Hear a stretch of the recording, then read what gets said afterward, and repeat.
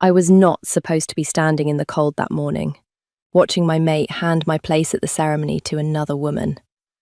But there he was, Garrick, in his good grey cloak, the one I had mended at the hem twice, holding out the carved invitation token, my token, the one with my name burned into the back of it, and pressing it into Lady Vesna's gloved palm as if it had always been hers. He did not look at me. That was the part I kept turning over afterward, the way you worry a loose tooth. Not the betrayal. The economy of it. A man can hand away the rest of your life and not even spend a glance doing it. I was 22 years old. I had spent 6 of those years believing the mate bond meant something could not be undone. I stood at the bottom of the fortress steps with the wind off the mountain finding every gap in my own thin cloak, and I learned in the space of a breath that some things can be undone, very easily, if a man simply decides they are not worth the trouble of keeping. Vesna turned the token over. She read my name on the back of it. Then she smiled at me, the small, private smile of a woman who has gotten exactly what she came for. And she went up the steps on Garrick's arm toward the doors of the Great Hall, where the moon ceremony was about to begin without me. I had a choice in that moment. I want to be clear about that, because everything that came after turned on it. I could go home. There was a road behind me and a fire in my father's house at the end of it, and no one in that hall would have missed me. And I could have spent the rest of my life telling myself I had been spared something. Or I could go in. I went in, not on anyone's arm, not with a token in my hand. I went up the steps alone, past the warriors at the doors who did not stop me, because no one had ever thought to make a rule against a woman simply walking into her own humiliation. And I found a seat in the very back row of the Great Hall, on the end, where the candlelight did not quite reach, and I sat down in it. I told myself I had come to watch. I told myself a great many things that morning.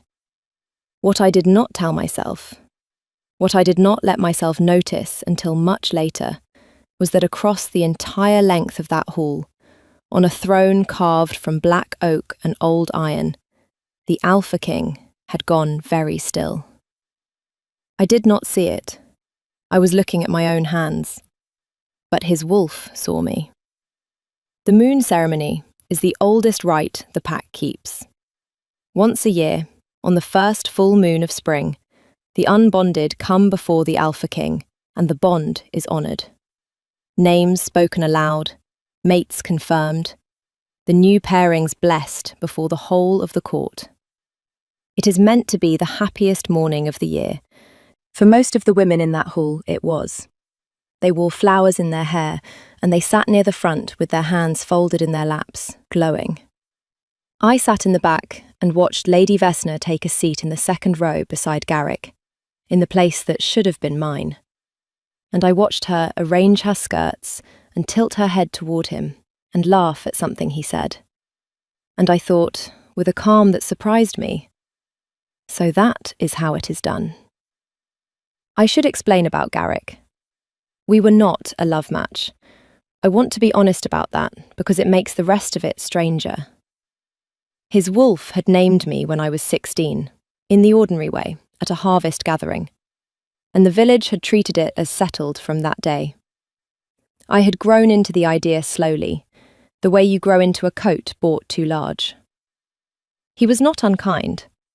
He was ambitious in a quiet, grasping way I had mistaken for steadiness. I had mended his cloaks and learned his mother's recipes, and waited for the spring I would turn 22, when pack law allowed a woman grown to stand for the ceremony. I had not known, until that morning on the steps, that ambition will let a man trade a fated bond for a noblewoman's dowry, the way another man trades a lame horse. The bond does not break cleanly when it is rejected. I knew that the way everyone knows a thing they have never felt, as a fact about other people. I was about to learn it the way you learn fire. Up at the front, the king's beta began to read the names. I had stopped listening. I was counting the iron studs on the great doors, which is a thing I do when I do not want to be where I am, when the beter's voice changed. A small hitch, a glance toward the throne, and I realised the hall had gone quiet in a way that quiet halls do not. The quiet of 300 people all looking in the same direction. They were looking at me. I followed the line of their attention back to its source, and at the end of it, on the black oak throne, the Alpha King was looking at me too. I had seen him before. Everyone in the territory had seen the Alpha King. Rurik, who had held the Iron Reach for 11 years and never once been challenged twice by the same wolf, because there was never a second time. He was the sort of man rooms rearranged themselves around. I had seen him at a distance, at the autumn judgings, the way you see weather. I had never been looked at by him. I would like to tell you I held his gaze with the composure of a woman who knew her own worth. What actually happened was that I looked back down at my hands, because being looked at like that by the most powerful wolf alive, in the back row of a hall where my mate had just given my place away, was more than I had the courage for in that particular minute. When I looked up again, he had risen from the throne. The beater was saying something to him, low and urgent. The king was not listening to the beater. He came down off the dais, 3 steps, unhurried, the whole hall parting before him like grass, and he started up the centre aisle, and I understood, with a cold drop in my stomach, that he was coming toward the back row. Toward me. I have replayed that walk many times. What I remember most is how wrong it was. The Alpha King does not leave his throne during the moon ceremony. He sits, he blesses, he does not move, and in 11 years he never had. The court had no procedure for it, and you could see them all groping for one. The beater 2 steps behind with the name roll still open, Lady Vesna half risen with her smile gone uncertain. Garrick looking from the king to me and back with the dawning expression of a man who has realised he set down something valuable in the dark. The king stopped at the end of my row. Up close he was larger than weather. He smelled of pine and cold iron and wood smoke, and there was a line between his brows that I would later learn meant he was confused and would not admit it. And he looked at me, as if I were a word in a language he had spoken his whole life, and suddenly could not translate. He stopped at the end of my row. "You are sitting in the back." It was not what I expected. I had braced for many things. I had not braced for an observation about seating. "I am," I said. "Why?" Not a demand, something closer to genuine bewilderment, as if the arrangement of the room had personally failed to make sense to him, and he required me, specifically, to fix it. I considered the several true answers. My mate gave my place away. I have no token. I came to watch my own life happen to someone else. I chose the smallest one. It was the seat that was open. Something moved across his face. He looked at the seat. He looked at the front rows, full of flowers and folded hands. He looked back at the open seat beside me as if it had committed an offence. His gaze returned to the empty place. That is the wrong seat. And the king of the Iron Reach, in front of his entire court, with the names of the year's mates still unspoken in his beater's hands, sat down in the back row of his own great hall, in the wrong seat, beside a woman with no token and no place, and he did not appear to know why he had done it, any more than I did. The hall made a sound. Not a word, a sound, the collective intake of 300 people watching the order of the world tilt. I did not know what was happening. I want that on record. I sat there beside the most feared wolf alive, while he frowned at the middle distance, like a man who has walked into a room and forgotten his errand. And I thought, with the part of my mind that had not yet caught up to my situation. He has no idea why he is here either. That made two of us. If you have ever sat very still in a room while something rearranged itself around you that you did not ask for and could not name, stay with me. What happened next is the part I still cannot entirely explain, and I have had a long time to try.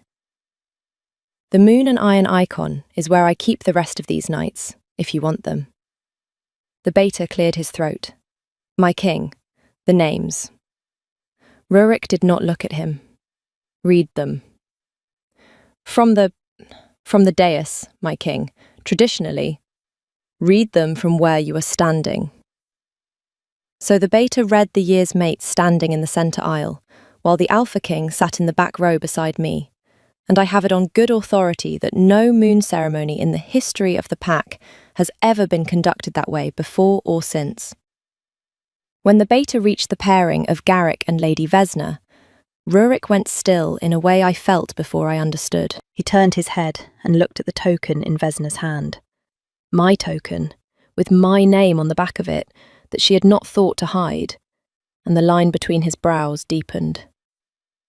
That token, he said, to no one, to the room. Whose name is on the back of it? The hall held its breath. Garrick stood. I will give him that much courage. Mine to give, my king, by arrangement. That is not what I asked. Vesna's hand closed around the token. Too late. Rurik had already crossed the distance. He did not seem to walk so much as simply be elsewhere, and he held out one open palm, and the most powerful wolf in the territory waited, with terrible patience, for a noblewoman to place a stolen invitation into his hand. She did. There was nothing else to do. He turned it over. He read my name on the back of it. And I watched the King of the Iron Reach do arithmetic in his head that he very plainly did not enjoy the answer to. Maron. He read it aloud. My name in his mouth. I had not told him my name. He looked at me. The whole hall looked at me. This is your token, he said. It was, I said, this morning. And it was given away. On the steps, just now. By him. A glance at Garrick that I would not have wished on a man I disliked, let alone one I had mended cloaks for. By him, I agreed. Rurik stood there holding my name in his hand, in front of 300 people, and for the length of several heartbeats he was completely, visibly at a loss. Not angry. Lost. A man who has found a thing he did not know he was looking for, in a place he did not know to look, being handed away by someone who did not know what they were holding. Then he did the second impossible thing of the morning. He gave the token back. To me. Pressed it into my hand and closed my own fingers over it, briefly, with a care that did not match anything else about him, and then he stepped back, as if he had surprised himself. It is yours, he told me. Keep it. And he returned to the throne, and the ceremony went on, and I sat in the back row with my own name in my fist, and absolutely no understanding of what had just been decided about my life, by a man who appeared to understand it even less than I did. I did not stay for the blessing.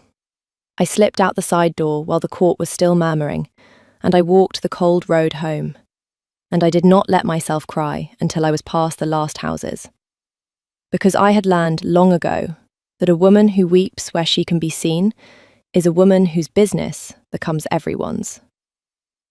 The token sat in my pocket the whole way. I could feel the burned letters of my name against my fingers. I told myself it meant nothing. A king's whim, a correction of a discourtesy, the way he might write an overturned cup. I told myself that for 3 days. On the 4th day, the book started. I am a copyist. It is not a grand trade, but it is mine. A steady hand keeps me in bread and candles. My father's house has a small front room I use, with a window that gets the morning, and on the fourth morning after the ceremony, there was a book on the sill. It had not been there the night before. The window had been latched. It was latched still. It was a book of northern tales, the kind told around fires. Wolves and ice and old bargains, bound in plain leather, well read, with a particular page marked by a ribbon. The marked tale was about a king who could not say a true thing aloud, and so left it written instead, in books, for the one person he hoped would read carefully enough to find it. There was no note. There was no name. I told myself the priest had left it. The priest had been dead 2 years, I knew that. I told myself anyway, because the other explanation was not one I was prepared to hold. The next week there were 2 books, the week after a 3rd, and a 4th. And by the end of the month, my windowsill had become a small library that arrived through a latched window. Each one marks at a particular tale. Each tale circling the same quiet shape. Recognition. The thing seen before it can be said. The word a proud man cannot speak and so writes. I am not a fool. I knew, by the 2nd week, who was leaving them. There is only one person in the Iron Reach who can come and go through a latched window without waking a household, and he does not do it for copyists. What I did not know, what kept me awake, was why. I want to tell you about the 3rd thing, because it is the one that broke me open. 6 weeks after the ceremony, the noble houses held the spring judging at the fortress, where matters of pack law are settled in open court, and a copyist of good hand is sometimes called to record the rulings. I was called. I did not let myself think about why a village copyist had been called to the king's own hall when the fortress had 3 scribes of its own. I went, and I sat at a small table to the side, with my ink and my register, and I kept my eyes on my page, and I copied. Garrick bought a suit that morning. I had not expected to see him. He stood before the king and he argued, with the grasping confidence of a man who believes the law is a tool and not a wall, that the mate bond between us had been lawfully dissolved by his free transfer of the token, and that he should bear no penalty, and that I should be barred from claiming any tie to him going forward. He was, I realised as he spoke, frightened. Not of me, of what the king's behaviour at the ceremony had begun to mean for him. Rurik listened to the whole of it from the throne, with the stillness I now knew meant he was holding something down. When Garrick finished, the king was quiet for a long moment. A bond is not a token, he said at last.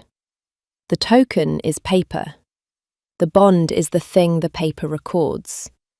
You cannot dissolve a debt by handing away the ledger. He leaned forward. But you have raised the question yourself, so the court will answer it. Is the bond between you and the copyist Marin dissolved? It is, my king, by my free act. Then you reject her. Rurik's voice did not rise. That was the worst of it. Say it plainly, in open court, so it is recorded. You reject the bond your wolf named. I had stopped writing. I did not remember stopping. Garrick looked at me, the first time he had looked at me since the steps, and I saw him weigh it, and I saw him decide, and he turned back to the king, and he said it. I reject her. The bond does not break cleanly when it is rejected.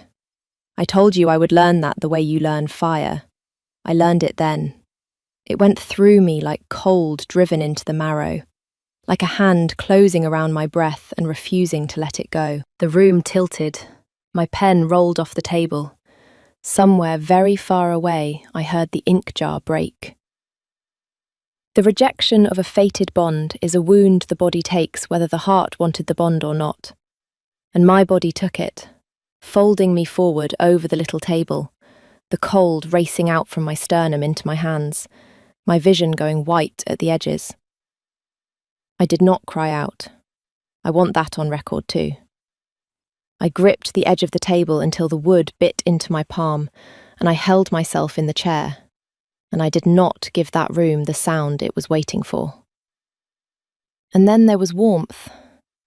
Not a touch. He did not touch me. It came through the air of the room, the way heat comes off a hearth you have walked near in winter. A steadying warmth that found the cold in me and pushed back against it, and under it, beneath my own ragged breathing, something that was not quite a voice. A presence. A wordless insistence, fierce and certain, that said, without words, in a register beneath language, "Not lost. Mine." Here, his wolf. Reaching across a room he had not crossed, to hold the breaking in me back from the edge.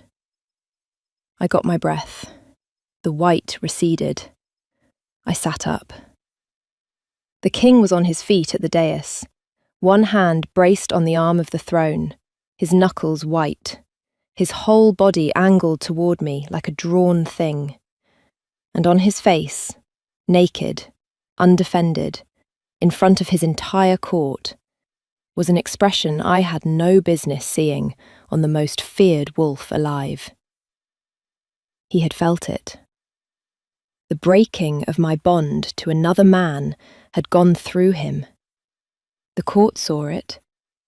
Lady Vesna, at the side of the hall, saw it, and I understood, sitting there with my pen on the floor and my palm bleeding where the table had bitten it, the thing that the books had been circling for 6 weeks and could not say. His wolf had named me.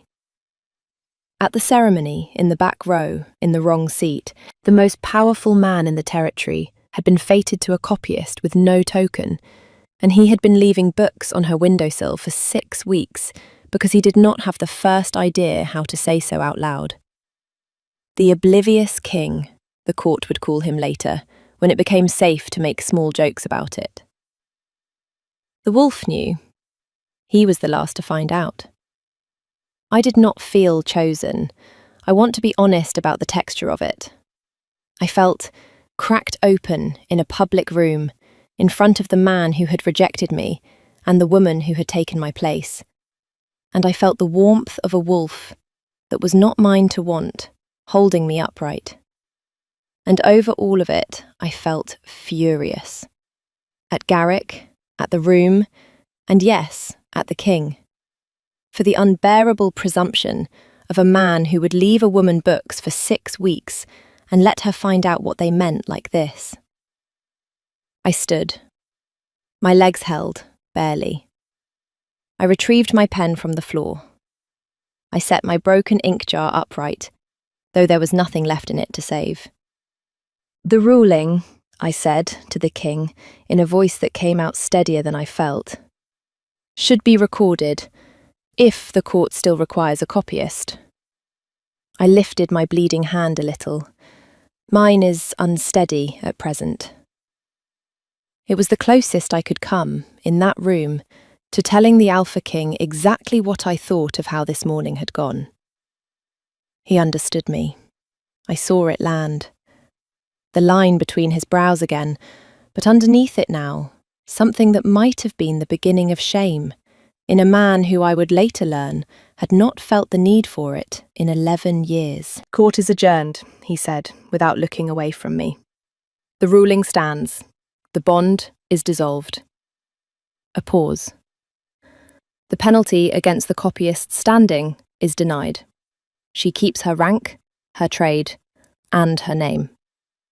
And then, more quietly, only to me, in a voice the court strained to hear and could not, "I owe you an explanation I do not know how to give. I am aware that this is my failing and not yours." I left him standing there with it. I did not run this time. I walked out of the King's Hall with my ink-stained register under my arm and my chin level, past Vesna's white face and Garrick's lowered eyes, and I did not stop until I was on the cold road again. And even then, I did not weep, because something in me had changed in that room, and I did not yet have a name for it. Here is what changed. I will tell it plainly, because the books had taught me that the plain thing is the true one. I had spent 6 years believing my worth was settled. A copyist, a mended cloak wife, a token with a name on the back that could be handed away on a cold morning by a man who did not look at me. And in the King's Hall, doing arithmetic he did not enjoy, a wolf had looked at me and found a different sum. I was not grateful. Gratitude was what Vesna had wanted me to feel, the small, grasping gratitude of a woman lucky to be noticed. I felt no gratitude. But I was, for the first time in 6 years, curious about my own worth. That is a more dangerous thing to give a woman than flowers. The books kept coming. I stopped telling myself the priest had left them. I wrote back. It started small. I left one of his books on the sill with a single line copied onto a slip of paper and tucked inside it, at the marked tail. A line of my own in my steady copyist's hand. A man who can only speak in other men's stories should be careful which ones he marks. It was gone by morning. In its place, a new book, and inside it, in a hand I had never seen but knew at once, heavy, blunt, a warrior's letters, pressed hard into the page as if writing cost him something, a single line. I have never been good at the other kind of speaking. I am told it is a failing. I am trying to learn it, badly. I read it standing at my window in the grey morning, and I laughed out loud in my empty front room. A startled, ungraceful laugh, the first real one in months, because the most feared wolf in the Iron Reach had just confessed, on paper, through a latched window, that he was bad at feelings, and was working on it, badly. And somehow that undid more of my anger than any grand declaration could have. So we wrote. For a month we never spoke aloud. He could have summoned me. He was the king, he could have done anything. Instead, he left books, and I left lines, and through that strange, slow correspondence, I came to know a man the court did not. I learned he had stood at his own window the night of the ceremony and not slept. That the wrong seat, the one he had crossed his whole hall to sit beside, had been, in his words, the only seat in the room he had ever wanted to sit in. That I had been wrong about him. I had thought him presumptuous, and he was not presumptuous. He was terrified, in the specific way of a man who has never encountered a thing he could not afford to lose. I did not know yet that Lady Vesna had not finished. She came to my father's house herself, on a grey afternoon near the end of that month, which should have warned me. Noble women do not call on copyists. She came with 2 of her houseguard and a parchment and a smile I remembered from the fortress steps. And she sat in my own front room, among the king's books, and she explained my situation to me as though I might have failed to understand it. He will tire of it, she said. Men like him always do. The novelty of a woman who writes him clever lines. It will last a season. She set the parchment on my copying table. This is a transfer of trade. Sign it and you will be settled 3 valleys west, with enough silver to keep you in candles for 10 years. And you will be gone before he tires of you, and the tiring becomes the kind of thing that ends a woman's standing entirely. I am offering you a dignified exit. There will not be a second offer. I looked at the parchment. I looked at her guard by my door, and I understood that this was not an offer. It was the first move of a woman who had felt the hall tilt away from her, and meant to tilt it back. You arranged the token, I said. It was not a question. I had had a month to think. On the steps. You did not happen to be there. You arranged for Garrick to give my place away where I would see it. You wanted me humiliated out of that hall before the names were read. Her smile did not change. That was answer enough. "Sign the parchment," she said. "No," I said. "Then you should understand what refusing it costs." She rose, smoothing her skirts. 3 rival houses would pay a great deal to know the Alpha King has been made foolish by a village copyist. That he left his throne, that he sits at windows, that he writes. A king who can be made foolish can be made weak. A king made weak does not keep his territory long. She paused at my door. "I am not threatening you. I am explaining a danger to a man you have grown fond of. The kindest thing you could do for him is be 3 valleys away before his enemies learn what you have made of him." And there it was, the trap with teeth. Not aimed at me, aimed at him, through me. She had found the one argument that could move a woman who could not be bought or frightened. The suggestion that loving him was the thing that would destroy him. She left. I sat among his books for a long time. I did not sign the parchment. But I did not sleep either. Because she had put her finger on the one fear I had not let myself name. That I was a danger to him. That a king fated to a copyist was a king with a soft place his enemies would dig their thumbs into. And that the warmth I had felt across that hall might be the very thing that got him killed. I made a decision. It was the wrong one. I want to say that clearly, so you do not think the heroine of this story was always wise. I decided to refuse him, to protect him, to be, for once, the one who handed something away on a cold morning. Only this time, I would be giving away my own place. And I would tell myself it was love. I went to the fortress that night. I did not go through a window. I did not have his gifts. I went to the gate and gave my name and was brought, with a speed that told me I had been expected at that gate every night for a month, to the king's library. He was there. Of course he was there. Among more books than I had known existed, in shirt sleeves, with ink on the side of his hand, and when he saw me in the doorway, he stood so fast he knocked his chair back, and the line between his brows vanished entirely, and for one unguarded moment, the most feared wolf in the Iron Reach looked, simply, helplessly, glad. It made what I had come to do much harder. Marin. My name in his mouth still undid something in me. "I came to tell you to stop," I said. "The books, all of it.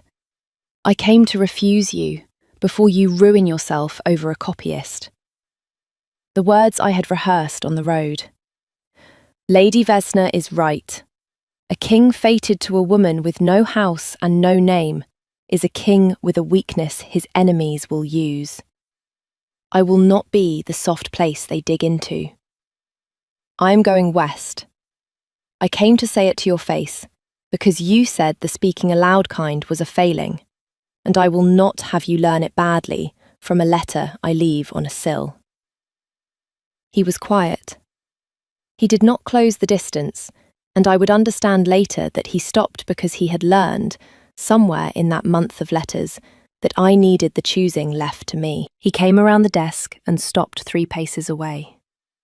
"Is that what you want?" "West, 3 valleys, candles for 10 years. "It is what is wise." "That is not what I asked you." The same words from the judging hall, turned now to a different use. "I have spent 11 years doing the wise thing. The wise thing is a cold bed and a long reign and a kingdom that fears me. I was very good at it." He looked at me with that terrible directness. "I do not want to be good at it anymore. I want the wrong seat. I have wanted exactly one thing in 11 years, and it is sitting in my library telling me to send it away for my own good." A breath. "You are not the soft place my enemies will dig into, Marin." You are the first thing in 11 years I have been willing to fight for. Those are not the same. A man with nothing to lose is not strong. He is only alone. I have been confusing the two my whole life. I had a great many wise things prepared to say. I said none of them. I stood in the king's library with my refusal turning to ash in my mouth, and I understood that I had come to hand away my own place, and that I, like Garrick on the steps, had nearly thrown away the one thing worth keeping because I had mistaken fear for sense. She will use it against you, I said. It was the last of my resistance, and we both knew it. The houses, that you can be made foolish. Then let them learn what I have learned. There was no heat in it, with the certainty of a man who has finally found solid ground. That a king who can be made foolish by the right woman is not weak. He is, for the first time, defended by something stronger than fear. The corner of his mouth moved. Also, I intend to make Lady Vesna's role in arranging a fraudulent token at a sacred ceremony a matter of open record at the next judging. She has rather overplayed her hand. Forging a moon ceremony token is not a small crime. She has given me the rope herself. I laughed. I could not help it. The oblivious king, who had not known why he crossed his own hall, had apparently understood Vesna's scheme down to the ground, while I had spent a sleepless night frightening myself with it. You knew, I said. I am slow about my own feelings. I am not slow about my court. There was a silence then, of the kind the books had taught me to read. The space between us was 3 paces, and it had a weight I could have set down by crossing it. He would not cross it. He had decided that somewhere, and held to it, and waited. So I crossed it. I will not describe the kiss, except to tell you what broke open in me when it came.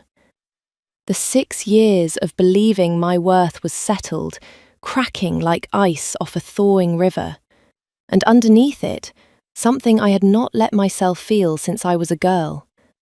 The simple, astonishing relief of being seen all the way down and not handed away. That was the whole of it. A door I had not known was shut, opening. I was not breathless. I was, for the first time in a very long while, exactly where I had chosen to be. When I stepped back, the most feared wolf in the Iron Reach looked thoroughly undone, and I found that I did not mind being the cause of it at all. You knocked your chair over, I told him. I am aware, he allowed, with great dignity, and did not pick it up. The judging, where Lady Vesna's scheme came undone, was held 2 weeks later, and I recorded it myself, with a steady hand and considerable satisfaction. She had, as the king said, overplayed. Forging a name onto a moon ceremony token to defraud a woman of her place at the rite was a crime against the old law itself, witnessed now by 300 people who had seen the king read my name off the back of it. Garrick, offered the choice between Vesna's protection and his own neck, discovered the limits of his loyalty with impressive speed. He named her the architect of the whole arrangement. From the steps to the parchment in my front room, Vesna was stripped of her house standing, her lands placed under the king's stewardship, and exiled past the western border. 3 valleys west, as it happened, which I confess gave me a small, uncharitable pleasure to record in my own steady hand. Garrick kept his neck and lost everything else that had ever mattered to him, which is its own kind of sentence. The last I saw of him, he was a ranked warrior no longer ranked, mending his own cloaks. I did not gloat. I had mended enough cloaks to know it is honest work and a hard lesson, and I was, by then, far too happy to spare him much thought at all. As for the king made foolish by a copyist, The rival houses did learn of it, exactly as Vesna had promised. They learned that the Alpha King of the Iron Reach had left his throne, sat in the wrong seat, and courted a village woman through a latched window with books and badly written confessions. And then they learned the rest of it. But the same king had felt the breaking of her old bond across a crowded hall and held her upright with his wolf alone. That a man defended by something he was willing to fight for is not a man with a weakness. He is a man who has, at last, something to be strong for. No house challenged him that year, or the next. It turns out a kingdom would rather follow a king who can be made foolish by love than one who can only be made cold by its absence. Who knew? We were bonded at the next moon ceremony, a year to the day after the first. I did not sit in the back row.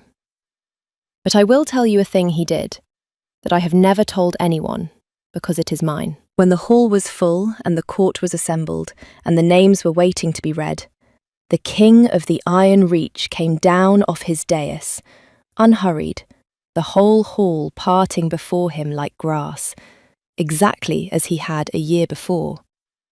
And he walked to the very back row, to the wrong seat, the one on the end where the candlelight does not quite reach. And he sat down in it, alone, for just a moment. Then he stood and crossed the whole length of his hall to where I waited at the front in flowers I had not thought I would ever wear. And he offered me his hand, and this time I took it.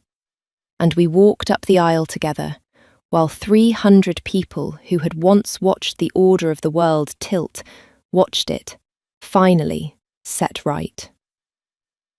Why the back seat? I asked him later, when we were alone. A year on, why go and sit in it again? He considered the question, with the seriousness he gave to all my questions, which is one of the many things I had not expected to love about him. Because a year ago, he said, the only seat in that room I wanted was the one no one else would take. I wanted to sit in it once more while it was still empty. The line between his brows, briefly, and then gone. So that I would remember the morning I did not know what I was doing, and be grateful I did it anyway. I keep the token still, the one with my name burned into the back of it, the one that was handed away on a cold morning by a man who did not look at me, and handed back an hour later by one who could not look away. It sits in a carved box on the mantel of a room with a window that no longer needs to be unlatched, because the man who used to come through it now simply lives here, and is still, I am pleased to report, terrible at speaking his feelings aloud, and still trying, and still, on the rare occasions he manages it, worth every book it took to get there. I was not supposed to be standing in the cold that morning, watching my mate hand my place away. I have never been so glad to have been somewhere I did not belong. So tell me, did you see it coming, the morning I walked into that hall alone? Or did you, like me, think you already knew how the story ended? Leave me a note below and tell me where you are listening from tonight, and if you want the rest of these nights, the other kings, the other women, the other wrong seats that turned out to be the only right ones. The moon and iron icon is where I keep them. Stay warm. I will keep a seat for you.